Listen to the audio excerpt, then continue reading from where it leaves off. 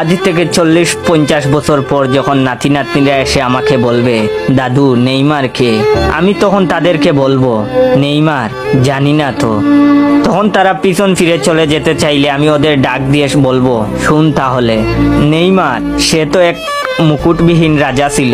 তার দাপটে কেঁপে উঠতো সারা বিশ্ব। সে ছিল ব্রাজিলের গর্ব। সে এমন এক ফুটবলার ছিল যে বিশ্বকাপ ছাড়াই সে সারা বিশ্বের মানুষের প্রিয় ছিল। নেইমার এ এক ক্ষুধার্ত রাক্ষসের নাম, যার গোল কুদায় সবকিছু চুরমার করে দিত।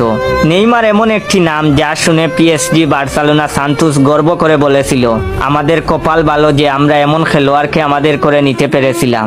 নেইমার সে ছিল কোটি কোটি ছেলেদের রাত জাগার কারণ। সে ছিল কোটি কোটি মেয়ের ফুটবল ভালোবাসার কারণ। নেইমার সে তো ব্রাজিলের সাও পাওলো শহরের গর্বের নাম। মায়ের গর্ভে আসা থেকে শুরু করে জীবনের শেষ সময় পর্যন্ত ইনজুরি নিয়ে লড়াই করা যোদ্ধার নাম। নেইমার সে যে কতটা ভালো বন্ধু তা বিশ্ব চ্যাম্পিয়ন মেসি ভালো বলতে পারবে। নেইমার মেসি, রোনালদোর মতো তারকার বীরে দূর থেকে জ্বলতে থাকা নক্ষত্র। কোটি কোটি ভক্তের কান্নার কারণ ওই নেইমার। সে ছিল ফুটবল ইতিহাসের এমন অভিনেতা যে কিনা দোষ না করেও দোষী হয়েছে। তার সাহস এতই ছিল যে ম্যাচ চলাকালীন সময়ে রেফারির কানে বল দিয়ে আঘাত করেছিল।